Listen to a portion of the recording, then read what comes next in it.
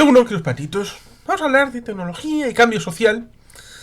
En tanto en cuanto, bueno, podemos decir que el mundo de GechoBlog terminó con el último evento GechoBlog el día 30 de noviembre. Un día, una jornada anual con tema de inteligencia artificial, ética, que tuvo un interés en el 16 encuentro final, y que seguramente habrá otras propuestas, otros medios, otros lugares, otros encuentros para aquellos que puedan estar interesados en tema digital, en no solamente blogs, sino también redes sociales, canales de comunicación a través de internet, y por tanto ahí estaría parte del intríngulis a la hora de esa tecnología en que en parte venimos en el País Vasco hablando respecto de los parques y centros tecnológicos. Por ejemplo, Zamudio en 1992, pero también en la zona de Meatzaldea, zona minera, margen izquierda, está el nuevo centro de Abanto, ligado en parte al tema energético. Ahí va el hidrógeno en un cercano futuro, y muchos otros elementos, Parque Tecnológico de Miñano, y en Guipúzcoa también tienen. Por tanto, es una política que tiene larga data, ligada a la política industrial, pero no solamente. Y el cambio social, pues evidentemente que tiene mucho que ver con esa implicación de las nuevas, es que ya decir nuevas desde hace por lo menos un par de décadas, que ya está entre nosotros todas estas tecnologías, pero que su profundización van ligadas precisamente de un cambio social, porque tenemos cada vez más el Internet de las cosas.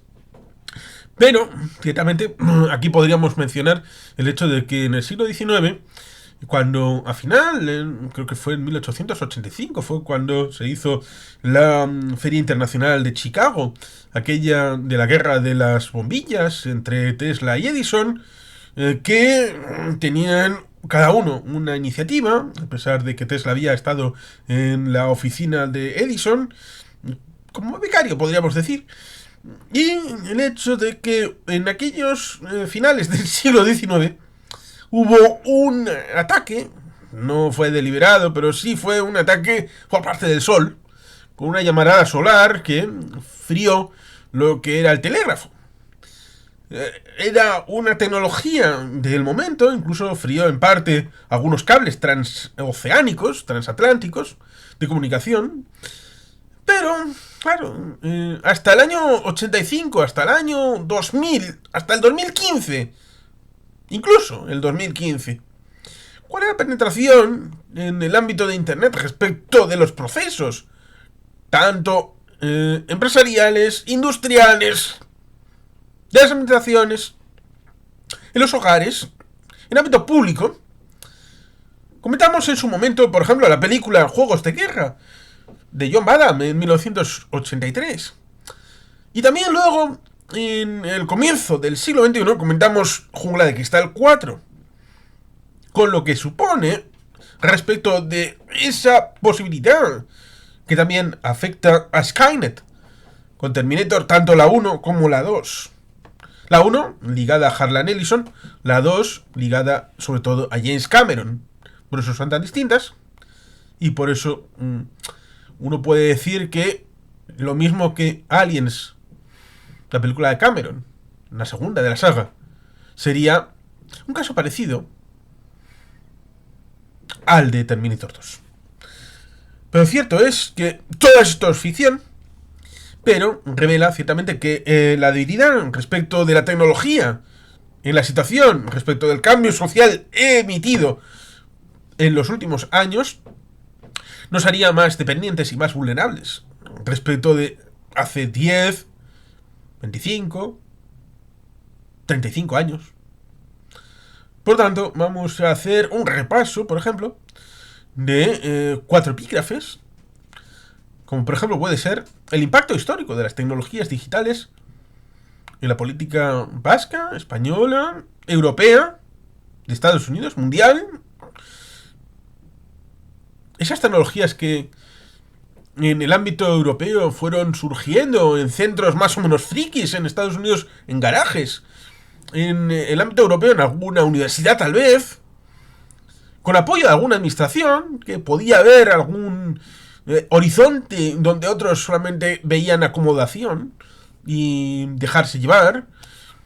Incluso, incluso competencias respecto de no tecnologías digitales, pero sí algún elemento digital de dedo, de a ver cuál es el mejor, porque pareciera que el mejor no triunfó, como es el hecho del Betamax respecto del VHS, un sistema que era infinitamente peor, pero el mercado, amigos, el de la compra y la venta, que la gente es libre de hacer lo que considere oportuna, fue el mercado el que salvó al VHS y lo catapultó. Y luego hubo otros, Laserdisc, que podemos ver una especie de Laserdisc en Regreso al Futuro 2, en aquel futuro de 2015, cuando ¿cuántos Laserdisc había en 2015? Esos discos grandotes.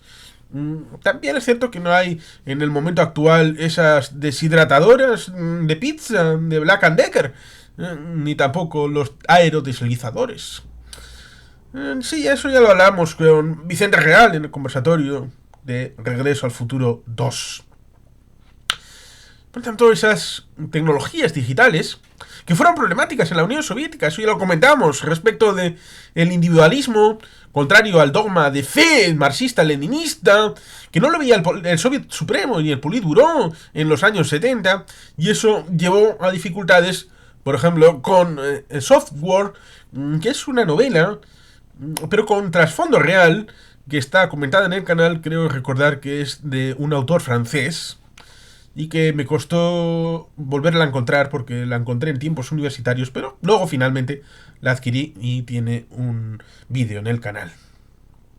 Por tanto, esa historia respecto a esas tecnologías surgida en Sunnyvale, en California, en el Valle del Silicio, y también en Japón, Corea del Sur, Taiwán, la máquina esta de hacer la galleta en esta empresa de Países Bajos. Luego está el tema del espionaje, cómo esto ha ido a veces robándose y luego por ejemplo China acusándoles a veces de no compartir, pero otras de compartir demasiado respecto de elementos científicos, que la ciencia, el método científico, significa compartir. Por ejemplo, las publicaciones del método científico a través de Lancet, Science y otras que pueden tener cierto elemento de relevancia, lo hacen de la siguiente manera. Se escribe la hipótesis y esta debe ser falsada. Debe ser falsada por un juego de pares. Que los pares lo revisen e intenten machacarlo, pero si no pueden, entonces es verificado por exclusión. Y esto es muy evidente en el ámbito de la ciencia, pero para eso debe circular el conocimiento. Problema: cuando algunos ese conocimiento se lo quedan para sí y luego lo registran a su nombre. Esa patente acaba en manos de los chinos y eso ha engordado en buena medida estas patentes que han subido como la espuma para el país asiático. Otra cuestión es si es una investigación de base o una investigación específica o con algún producto finalista para lograr algún elemento tecnológicamente digital o avanzado. Por tanto, ciertamente la historia aquí es importante. Importante para relatar cómo ha sido la evolución y el camino, y también, en cierta medida, es muy diferente para la investigación propia, el hecho de tener ciertas libertades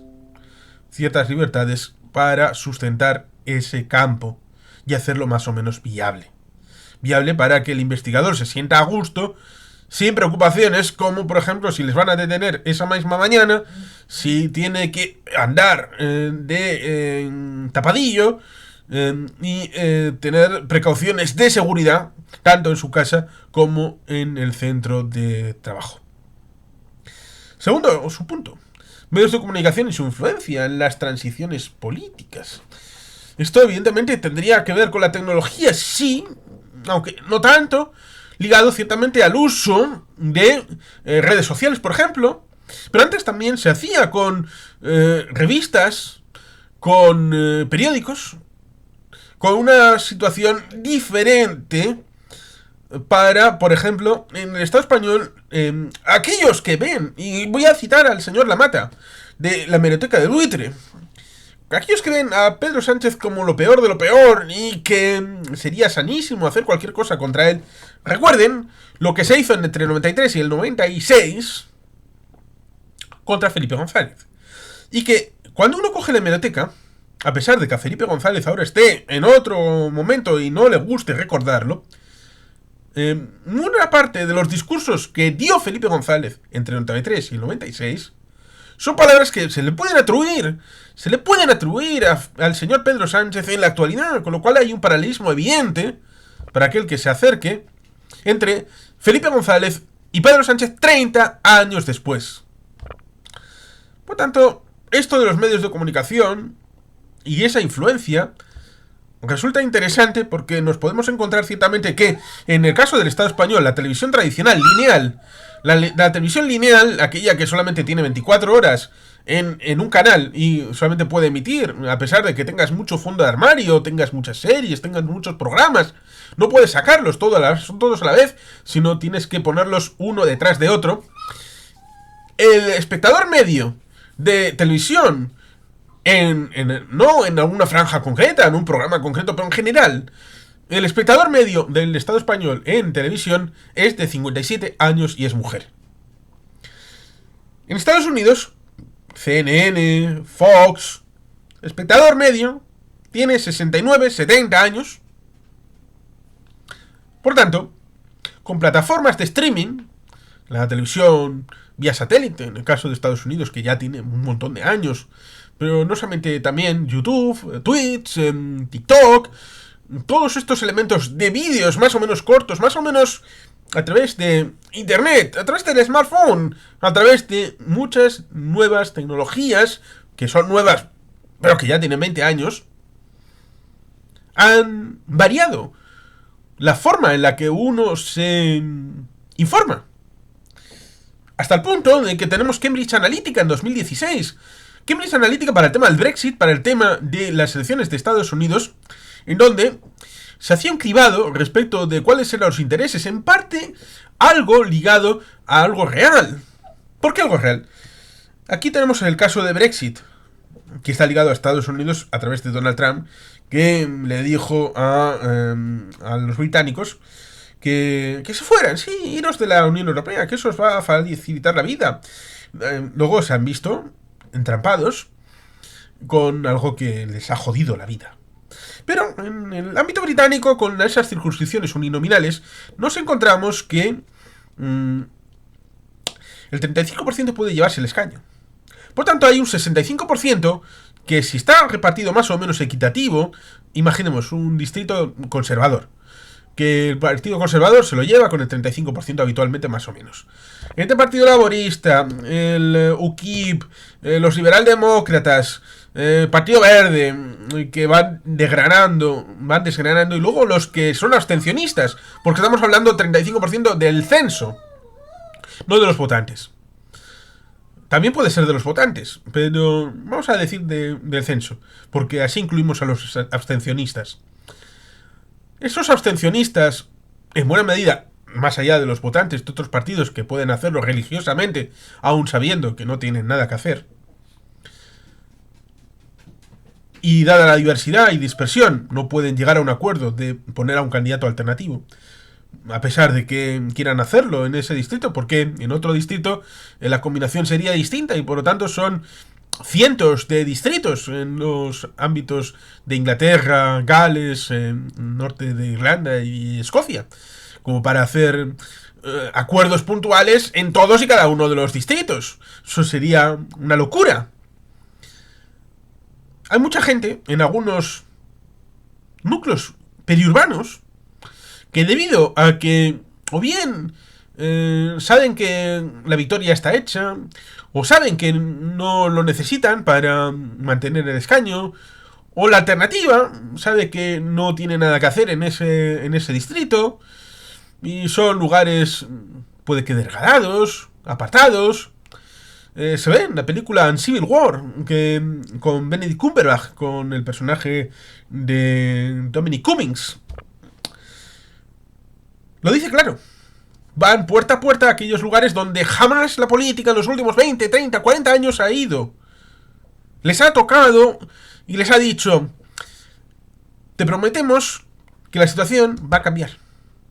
Vota sí al Brexit y entonces vamos a resetear el sistema completo y va a ser una nueva construcción desde cero. Como si eso fuera posible. Es inviable. Es imposible hacer eso. Nadie puede. Solamente a través de una revolución, y ni siquiera en una revolución se puede hacer eso. Pero puede haber gente asqueada que diga: sí, nos han orillado, nos han quitado del medio, no nos han contado, no han contado con nosotros. Vamos a estar contigo. Con propuestas radicales, utópicas y absolutamente aberrantes para cualquier pensamiento racional. Pero la emocionalidad, el pensamiento propio de cada una de las personas, más los que están en una situación vulnerable, por decirlo finamente, pueden hacer esto realidad. Y también esa búsqueda de algunos criterios de afinidad y acomodar el discurso a esos elementos o esos ingredientes, ajustar que la línea, como el nexo en Star Trek 7. Star Trek 7, el personaje de Malcolm McDowell, hacía que quería volver a ese nexo del que había salido y donde había todo felicidad, y en un momento dado, con una serie de ataques puntuales, elementos de astrofísicos, elementos del universo, quería desviar el curso del nexo para que pasara por un determinado lugar y pudiera volver a meterse sin peligro. Aquí, en Cambridge Analytica, intentaron a través de Facebook, fundamentalmente, en esos años 16, 17, especialmente en el caso del Brexit, especialmente en el caso de las elecciones de Estados Unidos, torcer esa decisión de la sociedad para decirle: ah, ¿te gustan los gatos? Tenemos un candidato que le gustan los gatos. Esa búsqueda de torcer esa decisión, como aquí, esta protestona llamada Nesca, está ahí, ahí está. Bueno, pues ciertamente tratar de buscar coagular en un momento determinado Make America Great Again. ¿Qué es Make America Great Again para uno de Chicago? Algo distinto de uno de Detroit, distinto de uno de Arizona, distinto de uno de Texas, distinto de uno de Florida. Pero todos juntos, en una mayoría circunstancial, en una mayoría de una sola jornada, a pesar de que puedan arrepentirse al día siguiente, están para obtener la presidencia Donald Trump, para obtener la salida del Reino Unido de la Unión Europea, y esto a través de estos medios de comunicación alternativos, metiendo bulos, metiendo mentiras, como por ejemplo Boris Johnson hablando del pago respecto de lo que Bruselas se lleva, del cheque británico, del servicio británico de salud, de cuántos polacos iban a llegar, de cuántos turcos iban a llegar al Reino Unido. Se dijo incluso la cifra total de turcos y hubo gente que se lo creyó y se lo envainó. Por tanto, los medios de comunicación, tanto los tradicionales como los alternativos, que han abierto sus puertas con las redes sociales y la socialización de estos elementos de la democratización, dicen. Pero más que democratización, con la visualización de todo aquel que tenga un discurso que transmitir. ¿Qué voy a decir yo? Así estamos, ¿verdad?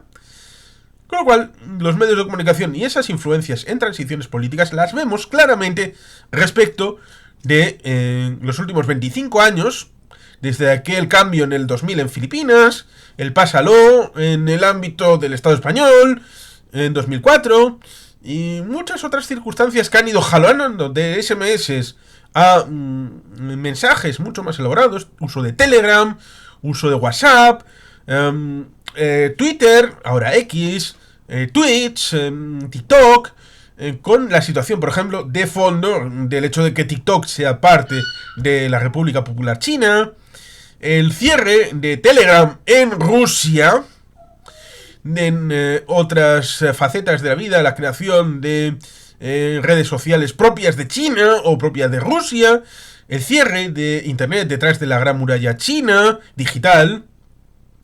Por tanto, el ámbito político, las primaveras árabes, cómo no decirlo, respecto de, por ejemplo, Egipto, el 2010-2011, y en Irán, en 2011 también, la revolución aquella verde, infructuosa, lamentablemente, pero ahí estábamos tuiteando desde Teherán, a pesar de que estuviéramos fuera, pero era una parte de apoyo externo. Con lo cual es un tema que da para bastante de medios de comunicación e influencia en las transiciones políticas y las decisiones políticas, con polarizaciones, extremismos, inteligencia artificial y ética en la política y en la sociedad puede ser otro, porque la inteligencia artificial y ChatGPT sería un elemento en donde podría ser tildado de aséptico, cuando no es verdad, no es así. Siempre hay alguien detrás que le ha enseñado, alguien que ha programado, como se decía precisamente en el evento GitHub, en el último, en el 16. Cuando le preguntas algo a ChatGPT, la respuesta que te da es natural, es la respuesta auténtica, es decidida por alguien que le ha enseñado a esa IA a cómo tiene que responder. Cuando haces un análisis simple de datos, ¿hay ideología ahí detrás? ¿Y si pones hombres y mujeres? ¿No hay ideología ahí? ¿Qué pasa con los no binarios? ¿Y si metes los no binarios, hay ideología ahí? Claro, incluso los datos. Los datos tampoco son asépticos. La estadística no es aséptica. Por tanto, los decisores políticos no son técnicos. Son técnicos con ideología, a pesar de que sean técnicos, a pesar de que sean funcionarios, a pesar de que no sean políticos. Por tanto, inteligencia artificial y ética es un elemento importante a valorar respecto de lo que estamos viendo. Sobre todo con esa idea de no quiero políticos, son gente mala, elige mal. Hombre, no es que elijan mal, es que priorizan en base a una escala de valores. La misma que puede utilizarse detrás de la elección de unos hechos u otros, de unas estadísticas u otras, de un baremo u otro, y por tanto hay que tener, ojo, mucho cuidado respecto de presuntas asepsias frente a elementos que no lo son. Y por tanto la política y la sociedad, para elementos de lo común, de lo que es de todos, deberíamos ciertamente tener mucha precaución. Cuarto elemento, censura digital y libertad de expresión en el contexto español. Podría haber otros contextos, pero vamos a hablar del contexto español, por ejemplo, con Iker Jiménez. Quise hacer un vídeo específico, pero como en parte ya lo dijo Curve Planet, pero también era meterse en un fregado, porque le hackearon supuestamente el canal, pero supuestamente le hackearon a Iker Jiménez el canal de YouTube para silenciarle. Eso era mentira. Tan mentira porque lo hemos vivido en otros canales, grandes pero también pequeños, de gente que quiere obtener un cierto dinero por esas visualizaciones, que suelen coger el canal, infiltrarse de alguna manera, coger el canal, apropiárselo, y luego, ciertamente, ocultar todos los vídeos, salvo uno que pone nuevo, de una sucesión continua, en directo, respecto de un evento que esté en desarrollo. Y se chupan toda esa plata que surge a través de esas visualizaciones en beneficio propio. Sobre todo puede ser en canales grandes, porque esto tiene más emolumentos, tiene más dinero que puede ser. Pero se decía que habían censurado a Iker precisamente por las cosas que dice y los programas y todo esto, cuando la verdad era otra. No es por cuestión de esto, sino porque cuando se vio claramente que había cambiado la morfología del canal, hubo una serie de denuncias en cascada. Y cuando hay una serie de denuncias, preventivamente se retira el canal de circulación. Sobre todo cuando hay varios strikes, pero eso es harina de otro costal. Con lo cual, ciertamente hay que tener en claro estas cuestiones. Por otro lado, cuando se habla de censura se suele hacer bastante alegremente y de falta de libertad de expresión. Por ejemplo, aquí en YouTube, en Twitter, en Twitch, son medios de comunicación privados, que se rigen no tanto por la Constitución o las leyes, que en parte también, pero en buena medida se rigen por normativas propias de las administraciones privadas de los canales de comunicación, porque son empresas privadas que tienen sus propias normas. No son normas absolutas. Evidentemente tienen que cumplir una serie de principios, pero nos dan este espacio para poder contar lo que consideramos. Y ellos ganan. Y nosotros ganamos. Es un win-win. Pero hay que tener claro el hecho de que no es censura si a alguien le tiran un canal de Twitter o un canal de YouTube. Puede pasar que luego venga Elon Musk y haga una amnistía y le devuelvan el canal de Twitter a toda la gente que había sido sacada bajo unos criterios legales, tal vez incluso legítimos, respecto de lo que se consideraba. Y cuando pasó eso, se montaron sus propias redes sociales, como Truth Social, por parte de Donald Trump. Ahora, cuando ha pasado a la inversa y se ha acusado de que Twitter X estaba al servicio de Donald Trump, se han ido los que aplaudieron con las orejas el echar a toda esa caterva de derechistas, se han ido a Blue Social o algo parecido. Por lo tanto, hay que tener mirada larga, una mirada más entendida respecto de que era censura. Había falta de libertad de expresión cuando había 2 o 4 canales de televisión en los años 80, en las comunidades que tuvieran o no una situación de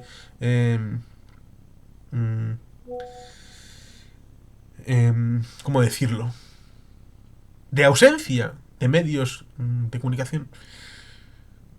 Cuando tenías los medios impresos y se cerró, por ejemplo, Pueblo, que era del Estado, y quedaron un número limitado y dependías de que si enviabas un artículo de opinión a través de carta, no ahora que se hace a través de email y de otros medios, se puede establecer la comunicación directa con los medios tradicionales, así decidido, a pesar de la crisis del papel. Y si no tienes un canal propio, lo puedes abrir. Puedes abrir tu blog, puedes tener tus canales en redes sociales, para vídeo, para mensajería. Es por lo tanto un asunto que da para reflexionar, para pensar respecto de la censura digital y la libertad de expresión, no solamente en el ámbito del contexto español, sino en un tracto histórico. ¿Cómo era, evidentemente, en una dictadura? ¿Podemos equiparar la censura digital y libertad de expresión en la dictadura de Franco a la situación actual? Por muy difícil que pueda ser. Por tanto, hay que tener un poquito de sentido común. Por tanto, recapitulando, tenemos tecnología y cambio social, impacto histórico de las tecnologías digitales en la política española, medios de comunicación y su influencia en las transformaciones políticas, inteligencia artificial y ética en la política y la sociedad, censura digital y libertad de expresión en el contexto español. Y como podría haber otros epígrafes o un desarrollo más en profundidad de estos 4. Pero sin más, queridos patitos, es que ricasco, agur berobat, Betty Gelpien.